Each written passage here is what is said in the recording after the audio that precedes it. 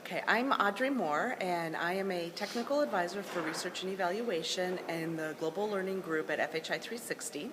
And my name is Smiley, and I work with Audrey in the Global Learning Group. I am a Senior Research Associate. And on Monday, we presented two panels that focused on issues around secondary education.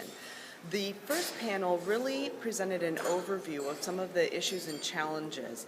It looked at the purpose of secondary education, whether it should be to transition students to the workforce, the impact that it has on gender, how you deal with gender issues in secondary education, as well as some of the particular challenges faced by secondary education in conflict environments. From that panel, there was a lot of discussion that focused on how we actually develop models to address these issues and whether there are secondary models that we can learn from. The second panel that was done immediately after that one really focused on three models that are addressing some of the issues in secondary education. The first model is the Columbia Coffee Growers Escuela Nueva model.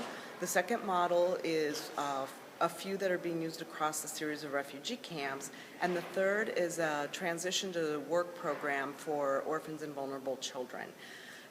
In the Columbia Cafeteros program, they focus on they've expanded from primary all the way through secondary education and added programs to improve skills in coffee production, in using ICT, and in building a better food security for the families in the program.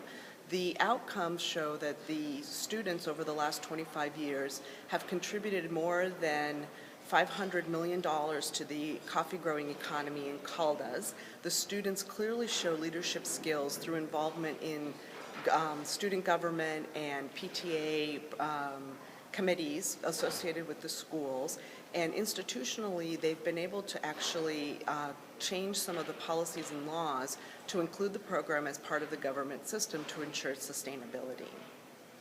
The second session of the second presentation on the panel focused on refugee education at the secondary level, and as well as education opportunities for youth. And what we found in a study of 11 refugee hosting countries, we systematically went through and worked with UNHCR to try to understand education data and secondary education opportunities, and found that there are very few opportunities out there, whether in formal secondary or non-formal opportunities for youth. And what we have realized is that there's a serious challenge of overage students in refugee camps in the primary schools, and so as well as when they get to secondary level, they're very much overage. And there are many refugees who are youth who don't have any education background at all. So this begs the question of what is going on in terms of secondary education. What are some of the models that could be more widely applied to improve the situation? And we found four different models. One is formal secondary education, which is happening in some limited contexts. And a second would be a more vocational model, so providing vocational training opportunities for refugees to make it a bit more relevant to their lives. A third model is the accelerated learning program model, so taking primary education and compressing it into a shorter amount of time so that you deal with the issue of overage children. And a fourth model would be combining the sort of academic approach with the vocational approach and providing a package of both of the two combined for youth. And we believe this is a really important issue because when youth are not occupied, there are lots of security concerns, and this is a great opportunity for young people to really get involved in either secondary education or alternative education opportunities. And the last program that we talked about was the Programa para o Futuro. This program initiated in Brazil under Legacy AED and is continued with FHI 360. The program focuses on building students' skills to transition to the workforce, and they're very concrete skills like learning to interview, creating a CV, being able to look for jobs that are better than what the students would otherwise be obtaining, and they target very disadvantaged populations as well as girls.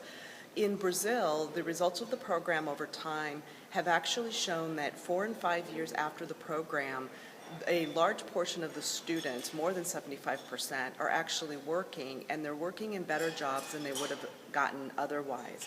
In Mozambique, our program is just starting, and we did a baseline of where students are, and we'll be doing an end line later this year to look at whether the impact of the program and what that has been on the orphans and vulnerable children in Mozambique. So in conclusion, there are a lot of challenges in secondary education, and I don't think that there's any one solution or framework that can encompass everything, but it's an area that is being increasingly neglected and needs attention as more and more students move from primary into secondary education. Our other panel members that included Ben Silla from the Education Policy and Data Center, Lori Mosier, and Kristen Brady all talked about these different issues and are working in these different areas of secondary education.